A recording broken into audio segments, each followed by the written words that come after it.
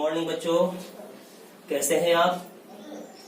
देखिए, आपने पिछले वीडियो में पाठ 2 काव्यखंड का राम लक्ष्मण परशुराम संवाद, इसके बारे में कुछ वर्णन किया गया था, जिसमें राम भगवान श्री राम के बारे में कि राम ने धनुष को तोड़ा, परशुराम जी ने गुस्सा प्रकट की और लक्ष्मण जी और परशुराम जी का जो संवाद हुआ उसको आपने श्रवण किया था।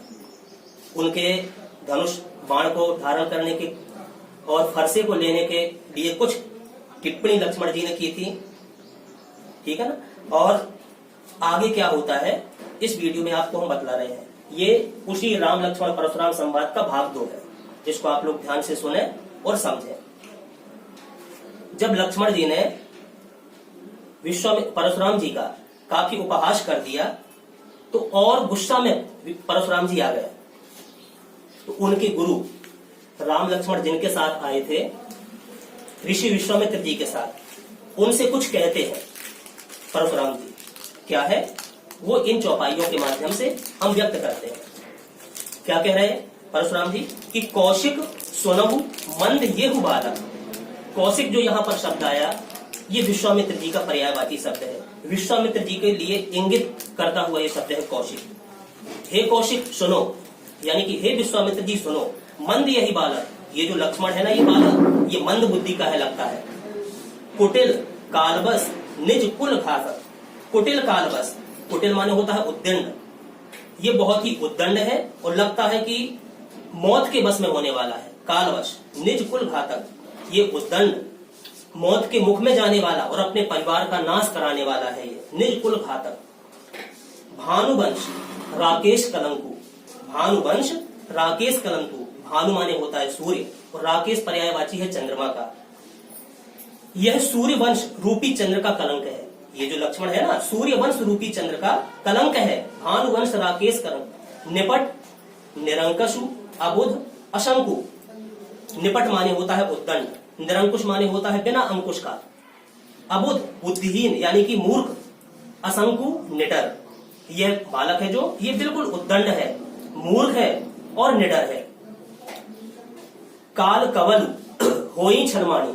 मुझे तो ऐसा प्रतीत होता है विश्वामित्र जी कि लगता है काल कवल, मौत का ग्रास।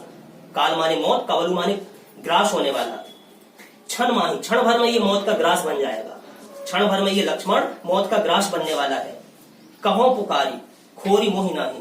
कहो पुकारी, मैं सबको पुकार करके कह रहा हूं कि खोरी मोहि नाही। खोरी माने होता है दोष, बाद में कोई मुझे दोष ना दे। तुम हटकहु जो चाहू उबारा।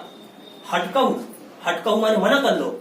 उबारा, अगर इसको बचाना चाहते हो तो, अगर तुम इस उद्दंड लड़के को बचाना चाहते हो तो इसे मना कर लो, मेरे सामने से दूर कर दो। कही प्रताप बल रोष हमारा। कही प्रताप, इसके सामने कहो प्रताप, हमारे प्रताप को, बल हमारे बल को, रोष हमारी गुस्सा को। हमारे प्रताप, बल और गुस्सा को इसके सामने व्यक्त करो, हमारे बारे में इसको बतलाओ और इसको हटा लो मेरे सामने से। जब इतना परशुराम जी ने विश्वामित्र जी से कहा तो लक्ष्मण जी तुरंत बोलने लगे। क्या कहते हैं कि लखन कहु मुनि सुजस तुम्हारा।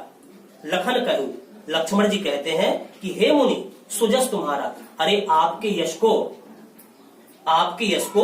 तुम ही अछत को बरने पारा। अछत माने छोड़ करके, बरने माने वर्णन करने में, पारा माने समर्थ। अरे आपका वर्णन करने के लिए, आपके यश का वर्णन करने के लिए आपको छोड़ करके और अच्छा कोई व्यक्ति कैसे मिल सकता है। तुम ही अछत को वर्णन पारा, तुम्हें छोड़ करके आपका स्वयं का वर्णन और कोई कैसे कर सकता है। लखन कहे मुनि सुजस तुम्हारा, यानी कि हे मुनि, आपके यश का वर्णन आपसे अच्छा कोई नहीं कर सकता।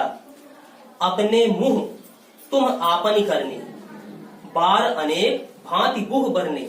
अपने मुंह, आपने अपने मुंह से, तुम आपनी करनी, अपने किए कार्यों का वर्णन, बार अनेक, अनेकों बार, भांति बहु, कई प्रकार से, कई भांति से, वर्णी माने वर्णन किया है। अरे आपने अपने किए हुए कार्यों का वर्णन तो अपने मुख से कई बार कर डाला।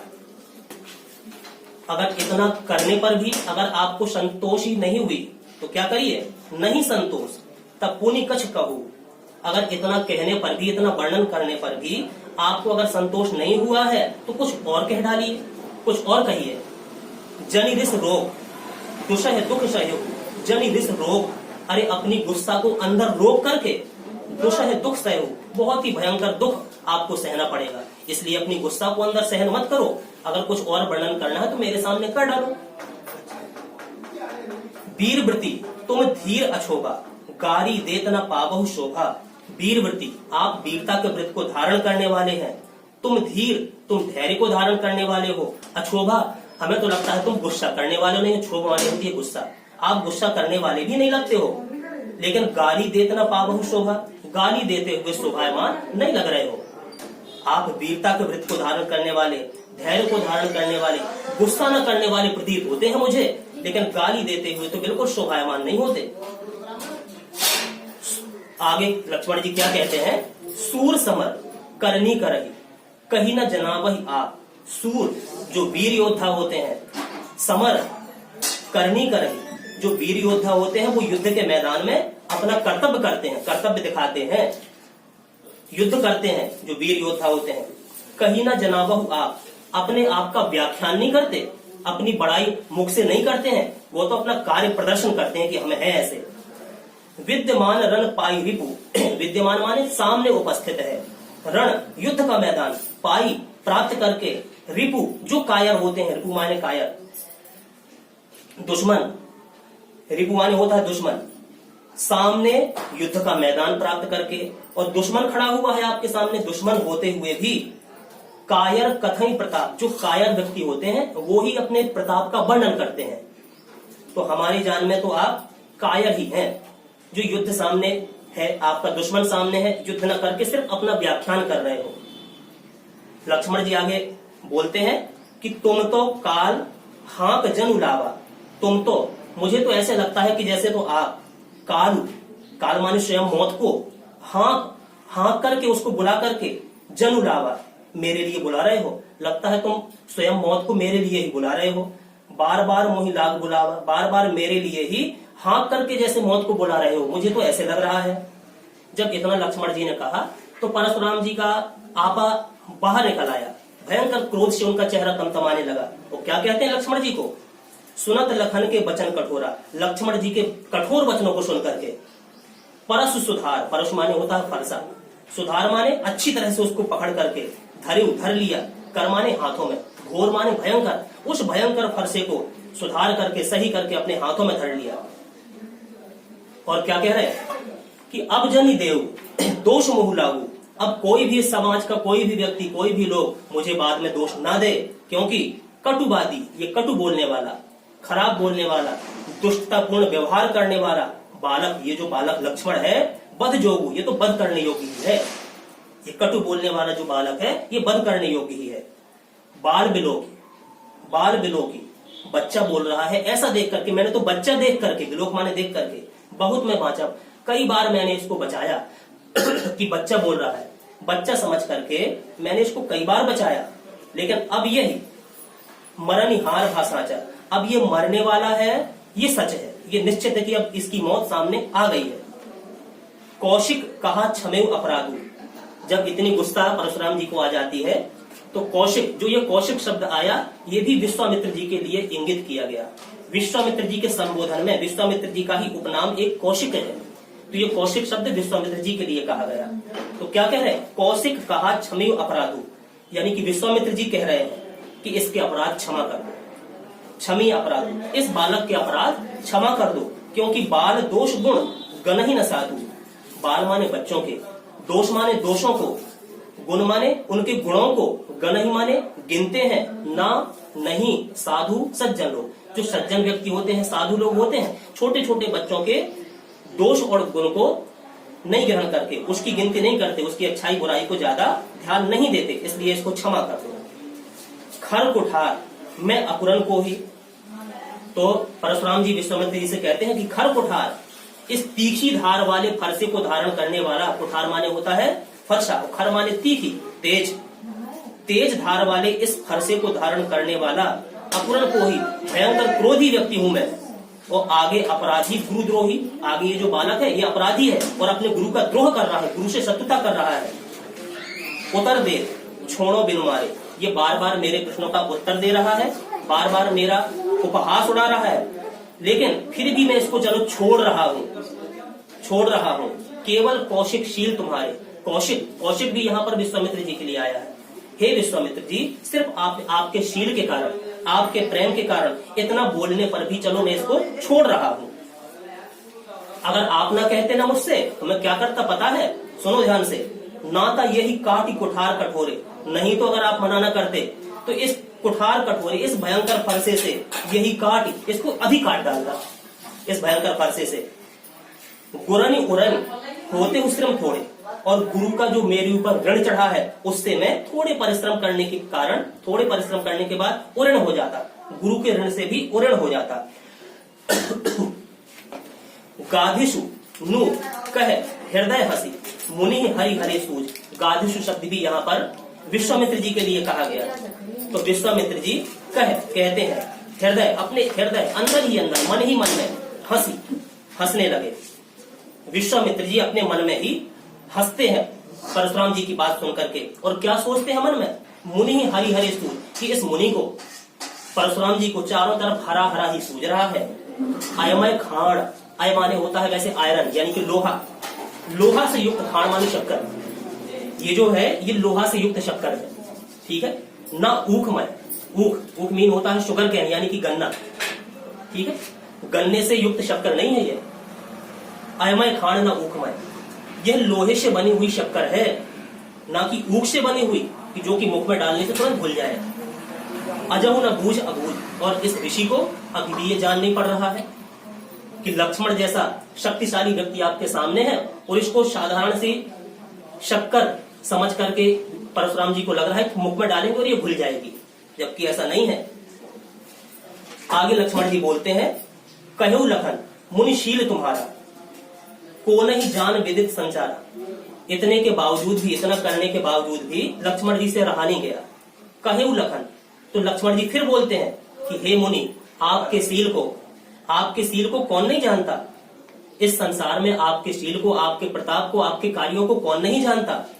माता तिहि उऋण भय नहीं के, मुझे तो लगता है कि माता के ऋण से तो तुम उऋण हो गए बहुत ही अच्छी तरह, लेकिन गुरु ऋण रहा सोच बढ़ के, अभी गुरु का ऋण चुकाने के लिए आपके पास शेष है ऋण, इसलिए गुरु का ऋण आपके पास है और वो मन में आपके खटक रहा है, बढ़ रहा है वो ऋण, इसलिए गुरु का ऋण चुकाना चाहते हो। और वो ऋण चुकाने के लिए आपने क्या किया?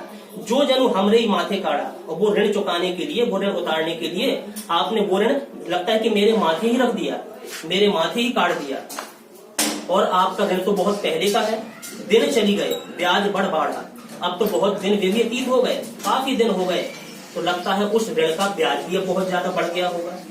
अब आनिए व्यवहारिया बोली, अब तो हे मुनिराज ऐसा करिए आप कि किसी व्यवहारिया यानी गिनती करने वाले को, किसी बनिया को बुला लीजिए कि कितना ऋण हो गया वो गिनती कर दे पूरी। तुरंत देव में थैली खोली, वो जितना वो ऋण बताएगा मैं अपनी थैली खोल करके तुरंत वो चुका दूंगा, दे दूंगा। कृपया बनिया को बुलाइए जो उस ऋण की गिनती कर सके। जब इतनी कठोर बातें लक्ष्मण जी की परशुराम जी ने सुनी, तो सुनी कटु वचन कुठार सुधारा।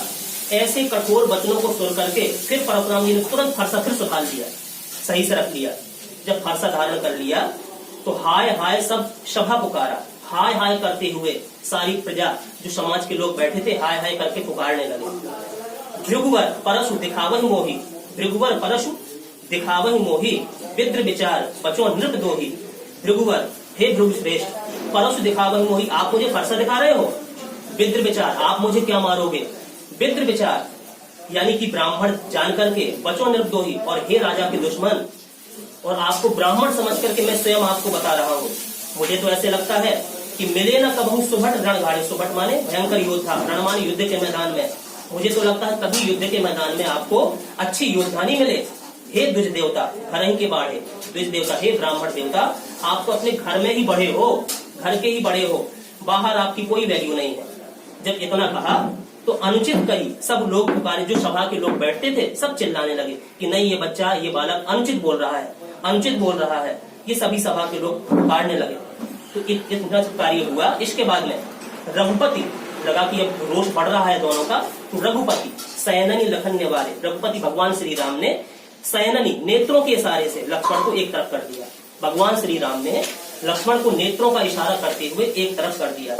तो इस पाठ में आपने सुना कि लखन उत्तर, जो लखन उत्तर दे रहे थे आहुति सरस, लखन उत्तर आहुति सरस, लखन के उत्तर भृगुपर कोप कृषाणु, भृगु श्रेष्ठ परशुराम की क्रोध रूपी अग्नि में आहुति का काम कर रहे थे लक्ष्मण के संग। बढ़त देख जब लगा कि ये आग बढ़ रही है तो जल संवचन, जल जैसे शीतल और सरस वचन बोल करके रघुकुल भान भगवान श्री राम, रघुवंश शिरोमणि भगवान श्री राम अपने शीतल वचनों की जलधारा बरसाने लगे।